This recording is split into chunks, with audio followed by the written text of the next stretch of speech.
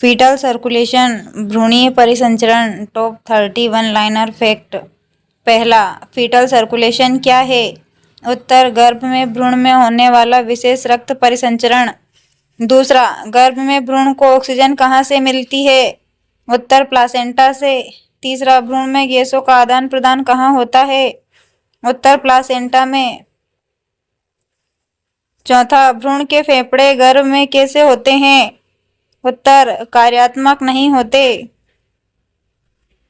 पांचवा, भ्रूण में ऑक्सीजन युक्त रक्त कौन सी रक्त वाहिका लाती है? उत्तर, अम्लाइकल वेन। छठा, भ्रूण में ऑक्सीजन रहित रक्त प्लासेंटा तक कौन सी रक्त वाहिका ले जाती है? उत्तर, 2 अम्लाइकल आर्टरीज। सातवां, अम्लाइकल कॉर्ड में कुल कितनी रक्त वाहिकाएं होती हैं? उत्तर, कुल 3, 2 umbilical arteries plus 1 umbilical when. आठवां, भ्रूणीय रक्त परिसंचरण का पहला शंट कौन सा है? उत्तर, डक्टस वेनोसस। नवा, डक्टस वेनोसस किसे जोड़ता है? उत्तर, अम्लाइकल वेन को इंफीरियर वेना कावा से। 10वां, भ्रूणीय परिसंचरण का दूसरा शंट कौन सा है? उत्तर, फोरामेन ओवल।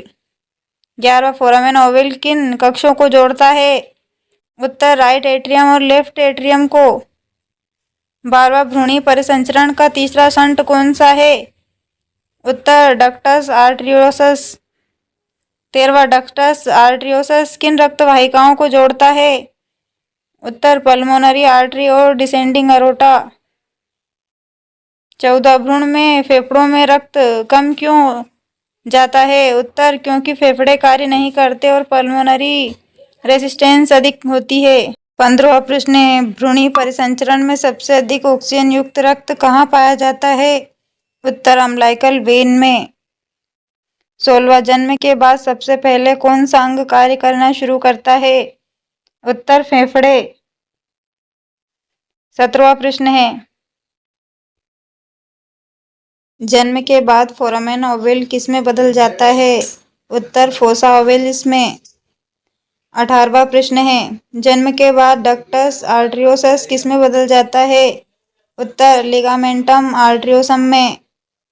अगला प्रश्न है, जन्म के बाद डक्टस वेनोसम किसमें बदल जाता है? उत्तर, लिगामेंटम वेनोसम में। 20वां प्रश्न है, जन्म के बाद अम्लाइकल वेन किसमें बदल जाती है? उत्तर, लिगामेंटम टेरेस हेपेटिस में।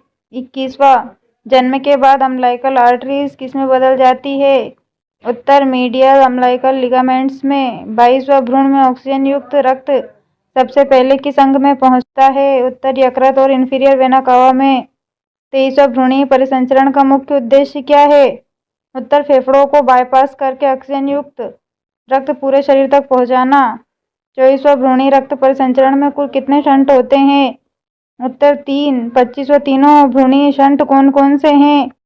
उत्तर, डक्टस वेनोसस, फोरामेन ओवल और डक्टस आर्टरियोसम। 26वां, भ्रूण में शुद्ध सबसे अधिक ऑक्सीजन युक्त रक्त कौन सी रक्त वाहिका में होता है? उत्तर, अम्लाइकल वेन में। 27वां, जन्म के बाद डक्टस आर्टरियोसस सामान्यतः कब बंद होने लगता है? उत्तर, जन्म के तुरंत बाद। 28वां, भ्रूणीय रक्त परिसंचरण में सबसे महत्वपूर्ण अंग कौन सा है? उत्तर, प्लासेंटा। 29वां, भ्रूण के फेफड़े गर्भ में गैसों का आदान प्रदान क्यों नहीं करते? उत्तर, क्योंकि गैसों का आदान प्रदान प्लासेंटा में होता है। 30वां, एएनएम या जीएनएम परीक्षाओं में फीटल सर्कुलेशन का सबसे महत्वपूर्ण तथ्य क्या है?